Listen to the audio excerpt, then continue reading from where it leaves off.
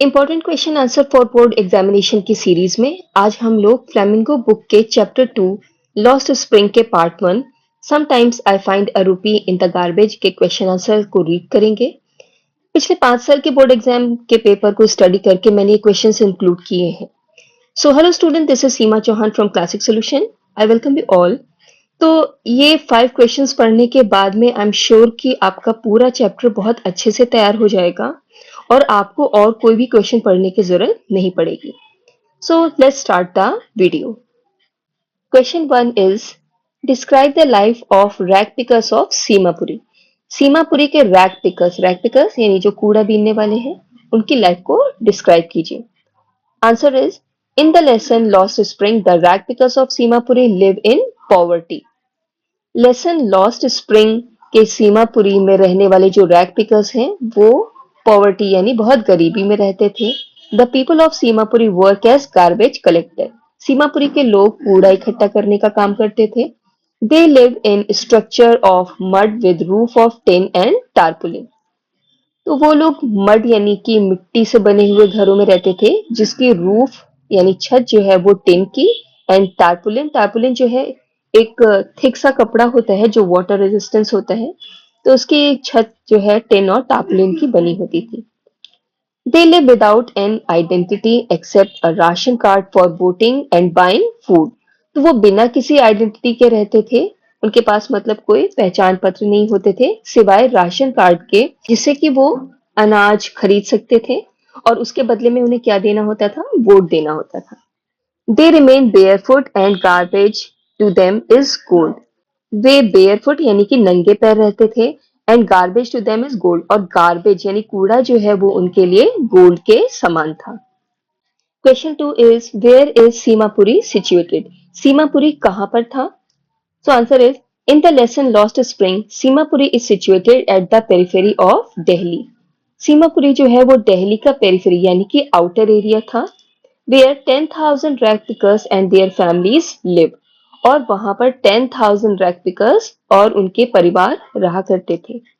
Most of the people living here are Bangladeshi immigrants. Immigrants जिसे हम लोग हिंदी में अप्रवासी कहते हैं। तो यहाँ पर जितने भी लोग रहते थे उसमें ज्यादातर बांग्लादेशी इमिग्रेंट्स थे, मतलब वो थे तो बांग्लादेश के लेकिन दिल्ली के आउटर एरिया में आकर के बस गए थे। Question 3 is what was the importance of garbage for the children in Simapuri? What did they find in it? तो सीमापुरी के बच्चों के लिए गार्बेज की क्या इंपॉर्टेंस थी और उन्हें गार्बेज में क्या मिल जाता था?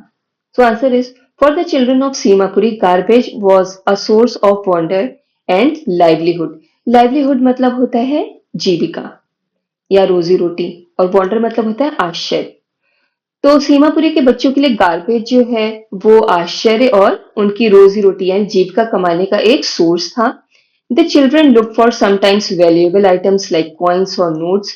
तो बच्चे जो है वो गार्बेज में वैल्यूएबल चीजें जैसे कि कॉइन्स या कभी कभार नोट ढूंढा करते थे।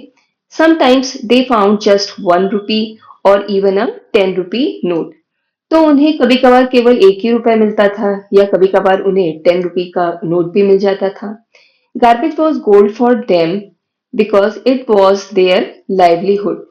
तो गार्बेज जो है वो उनके लिए गोल्ड था, मतलब सोने के समान था, क्योंकि वो उनकी रोजी रोटी का एक साधन था। Next question is why did Sahib join the job at the milk booth. तो साहिब ने मिल्क बूथ पे जॉब क्यों की? तो answer is Sahib join the job at the milk booth because of poverty. Sahib ने गरीबी की वजह से मिल्क बूथ में नौकरी की। He did not get any stable income और सिक्योरिटी फ्रॉम रैग पिकिंग।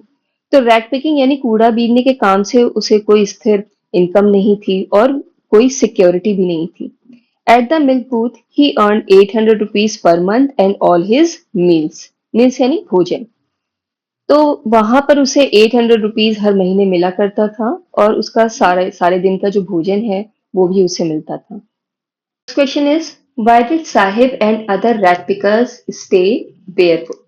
तो साहिब और जो अदर रैग पिकर्स यानी कूड़ा बीनने वाले जो बच्चे थे वो बेयरफुट यानी नंगे पैर क्यों रहते थे? The answer is Sahib and other rag pickers stayed barefoot as it was a tradition to remain barefoot. Sahib और अदर रैग पिकर्स नंगे पैर इसलिए रहा करते थे क्योंकि नंगे पैर रहना जो है वो ट्रेडिशन था, मतलब परंपरा थी। And it had become their habit not to wear chappals, और ये उनकी आदत बन गई थी चप्पल्स को ना पहनना। But according to the writer it was their excuse to conceal their poverty. Excuse मतलब होता है बहाना, और कंसील यानी छिपाना, और पॉवर्टी यानी गरीबी। तो लेकिन राइटर कहती हैं कि ये अपनी गरीबी को छिपाने के लिए ये सब वो सारे बहाने बनाया करते थे। So students, with this we have come to the end of this session. ये आपके टॉप 5 क्वेश्चन आंसर्स थे। इन्हें आप लोग बहुत अच्छे से पढ़ें 2-3 बार और इसे लर्न करें।